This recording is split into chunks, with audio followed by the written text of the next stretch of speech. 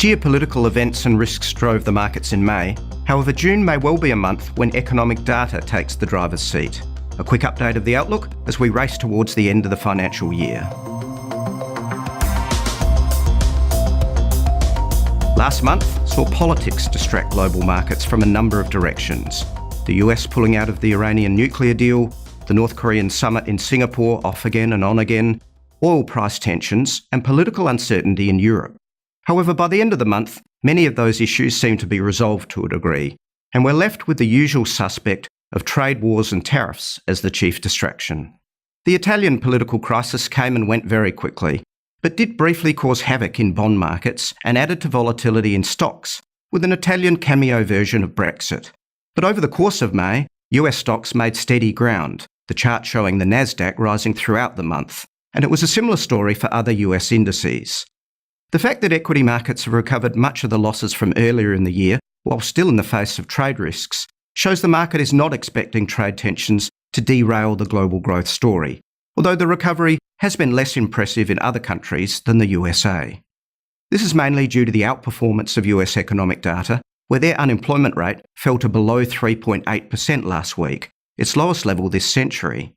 Earlier in the year, synchronised global growth was the story. Now it's clearly the US leading the charge, and this has strengthened the US dollar, pushing our Aussie dollar down to 12-month lows last month. In the end, the Aussie recovered a little in late May, but we may now well be in a new 72 to 78 cent band rather than the previous 75 to 81 cent range.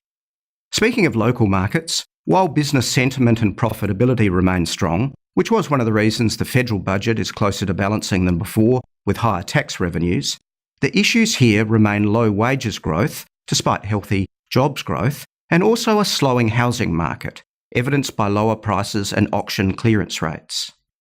Housing prices fell 0.2% in May in capital cities on average, although the regional housing values rose 0.2%. But with increasing focus on lending standards, most forecasters are suggesting capital city housing prices will be flat to lower in the new financial year, which is one of the main reasons the Reserve Bank will be in no hurry to increase official interest rates. We've been at this record low rate of 1.5% for a record long pause, close to 2 years now, and until inflation starts to move higher, the RBA can afford to sail a steady ship.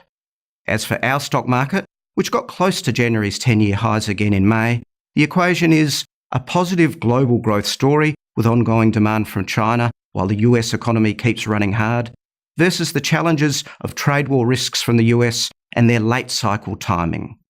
Australia's growth rate is released on June the 6th and promises to be pretty healthy, around 0.75% for the first quarter and close to 3% year-on-year growth.